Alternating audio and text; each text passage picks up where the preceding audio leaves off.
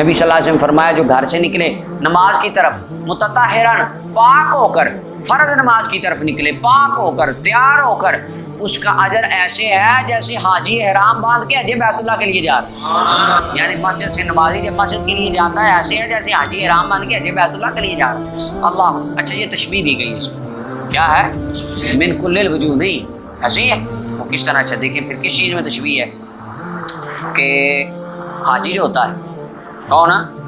ایک تو تشبیہ ہے کہ حاجی قدم اٹھاتا ہے، ہر قدم کے بدلے اس کو کیا ملتا ہے؟ اجر.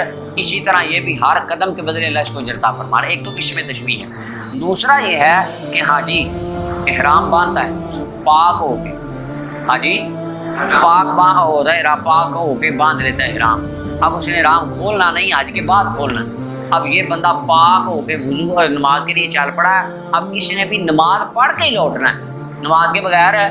تو اس وجہ سے اس کو بھی اللہ تعالیٰ اجر عطا فرماتے ہیں حاجی کی طرح. یہ ان چیزوں میں تشبیہات دی گئی ہے.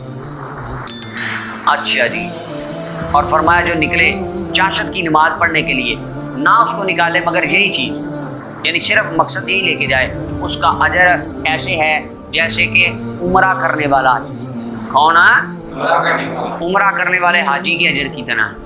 اور اچھا یہاں سے پتہ چلا کہ چاشت کی نماز مسجد میں پڑھنا افضل ہے. یہ تب ہے کہ جب مسجد کے اندر کسی قسم کا ریا کا خدشہ نہ ہو بندے کو، یا گھر میں نماز نہ پڑھ سکتا ہو تو مسجد میں جانا پڑے تو جا سکتا ہے، وگرنہ گھر میں پڑھنا افضل ہے. اور نماز علی عشر صلاۃ، اور ایک نماز دوسری نماز کے بعد جن کے درمیان لغو نہ ہو کوئی کام، یہ لکھی جاتی ہے علیجین.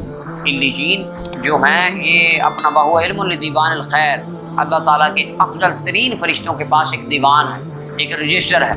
جو بندہ ایک نماز پڑھتا ہے اور اگلی نماز تک ذکر میں رہتا ہے، پھر نماز پڑھتا ہے، درمیان میں کوئی لغو بات کلام نہیں کام نہیں کرتا، ان دو نمازوں کے درمیان اور دو نمازوں کا اجر وہ اللہ کی خاص رحمت میں بیٹھے فرشتے اپنے رجسٹر میں درج کرتے ہیں.